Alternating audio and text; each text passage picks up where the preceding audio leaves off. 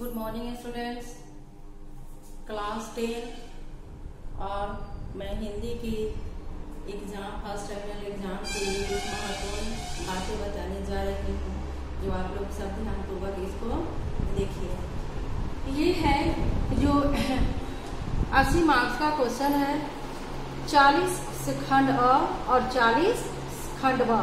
इस वीडियो को हम दो भाग में बनाएंगे, एक ग्रामर का और एक किताब साहित्य सागर का। और है जो खंड अ 40 अंक का है और इस खंड के सभी प्रश्न का आंसर देना अनिवार्य है। ये है सबसे पहला क्वेश्चन रहेगा, निम्नलिखित में से किन्हीं एक विषय पर 250 शब्दों में संक्षिप्त लेख लिखिए, प्रस्ताव लिखिए, निबंध लिखिए। एक ही होता है, ये आपका 15 नंबर का होगा। अब निबंध के टॉपिक में है, बीमार व्यक्ति को अस्पताल पहुंचाना एक नैतिक कर्तव्य है। यह एक ऐसे ही कर्तव्य का वर्णन कीजिए जिसका पालन आपने किया है।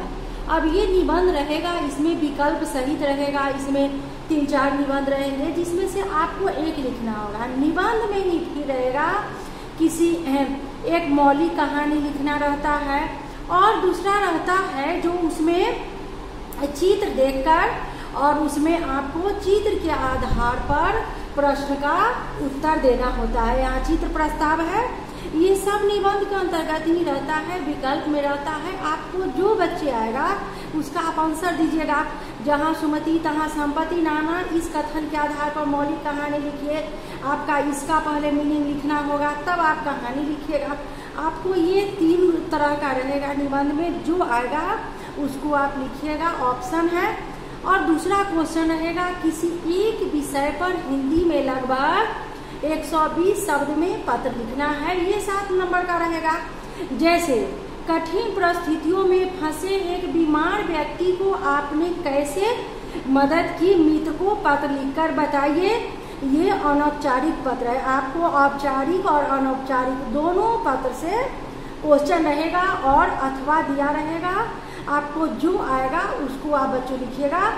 बढ़ती हुई महंगाई पर चिंता प्रकट करते हुए किसी दैनिक समाचार पत्र के प्रधान संपादक को पत्र लिखिए। ये आपका औपचारिक पत्र हो गया।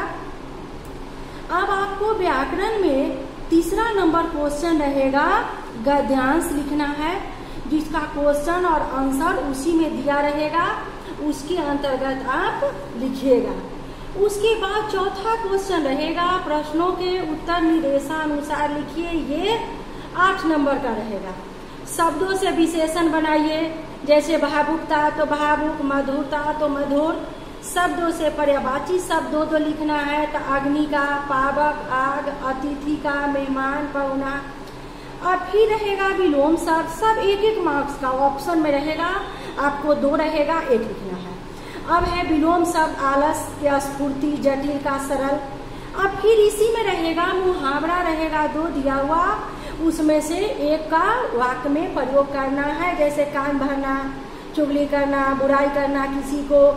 इससे आपको वाक्य बनाना रहेगा। फिर भाववाचक संज्ञा बनाना रहता है, तो आदमी है तो आदमीयता, मित्र है तो मित्रता। अब उसी में क्वेश्चन 3 मार्क्स का रहता है, जो वाक्य को निर्देशानुसार परिवर्तित कीजिए। ये बेटा 3 मार्क्स का रहता है। ये थोड़ा आप लोगों को गंभीरता से क्वेश्चन पढ़ना होगा। अभी क्या first terminal, second terminal, board exam सबके लिए यही पैटर्न है। अब है विष्णु शर्मा अच्छे कुल में जन्म लेने वाले ब्राह्मण थे। रेखांकित के स्थान पर एक शब्द का प्रयोग कीजिए। अच्छे कुल में जन्म लेने वाले, अब ये रेखांकित है तो एक शब्द में प्रयोग करना है, तो विष्णु शर्मा कुलीन ब्राह्मण थे। दूसरा है उसमें युवती कविता पढ़ रही है, वचन बदलिए। अब युवती और कविता को दोनों को इसको हमको वचन बदल देना है, तो युवतियाँ कविताएं पढ़ रही है। अब फिर उसमें नेक्स्ट है, मुसाफिर धर्मशाला में विश्राम करते हैं। अब इसको भूतकाल में बदलना है, क्योंकि ये वर्तमान काल दिया हुआ है, इसको आप ध्यान में रखिएगा। जो ये वर्तमान काल है इसको हम भूतकाल में बदलेंगे। तो मुसाफिर धर्मशाला में विश्राम करते थे। अब मैं आप लोग को बता रही हूँ जो निबंध लेखन जो है ये जो आता है वो 250 शब्दों में लिखना रहता है। तो निबंध लेखन का प्रारंभ हम कैसे करेंगे? आप लोग एक शुरू से लिखते हैं निबंध और उसको अंतिम कर देते हैं, नहीं, वैसे नहीं लिखा जाता है। निबंध लेखन में सबसे पहले प्रारंभ यानी भूमिका, जिसको अंग्रेजी में हम इंट्रोडक्शन कहते हैं, अब दूसरा है विषय वस्तु, और फिर तीसरा है समापन यानी अंत। निबंध को हम 3 स्टेंजा 3 पैराग्राफ में हम इसको लिखेंगे। अब प्रारंभ में है, निबंध का प्रारंभ जो है आकर्षक, सुंदर होना चाहिए, विषय से स्पष्ट होना चाहिए। जो आरंभ कीजिएगा कविता की पंक्ति से कीजिए या आप लिख रहे हैं तो वो सुंदर, अच्छा, और राइटिंग जो है आपका लिखने की जो शैली है वो सुंदर होना चाहिए। अब मध्य है यानी विषय वस्तु आ गया। तो मध्य में इसका सीधा संबंध निबंध के विषय से होता है। अब आप बीच में क्या स्टेंजा जो लिखिएगा वो निबंध है, उससे संबंधित आप पूरे उसको वर्णन कीजिएगा, तर्क सहित आंसर दीजिएगा। आपको जो भी उसे रिलेटिव आ रहा है उसको आप लिखिएगा। अब लास्ट में आता है अंत, यानी इसको हम निष्कर्ष कहते हैं। ये अंत जो आता है वो निबंध का अंत संक्षिप्त, प्रभावशाली, सारगर्भित होना चाहिए। संपूर्ण निबंध के संबंध में लेखक का दृष्टिकोण आने के कुछ वाक्य में स्पष्ट होना चाहिए। निबंध का अंत महत्वपूर्ण संपूर्ण निबंध से होना चाहिए, यानी इसका निष्कर्ष जो है वो अच्छे से लिखना है। अब बेटा आपको बता रहे हैं जो पत्र लेखन जो है, पत्र लेखन है उसको आप अब कैसे लिखिएगा।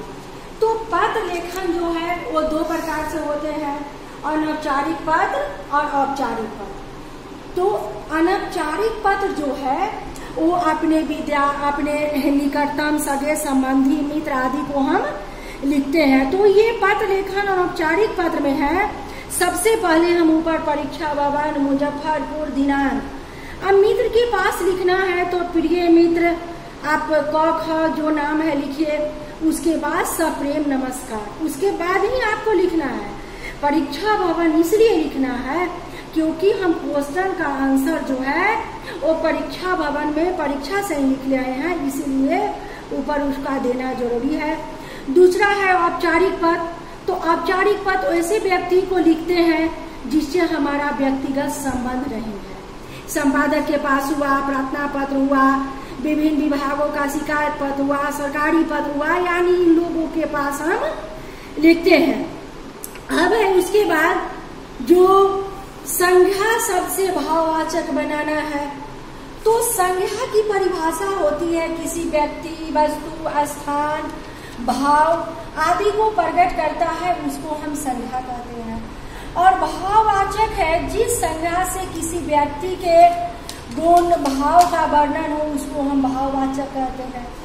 तो यहाँ आदमी जो है वो संज्ञा दिया हुआ है, इसको हम भाववाचक में कैसे प्रयोग करेंगे? तो आदमीयता, यानी इसमें भाव का प्रयोग हो रहा है, इस कारण इसको हम बदल लेंगे। अब फिर आपको जो है परीक्षा से संबंधित है एक और वीडियो जो है दूसरे पार्ट में मैं बना के दे रही हूँ, क्योंकि उसमें साहित्य सागर उससे रिलेटिव रहेगा, तो आप फिर उसको दूसरे वीडियो में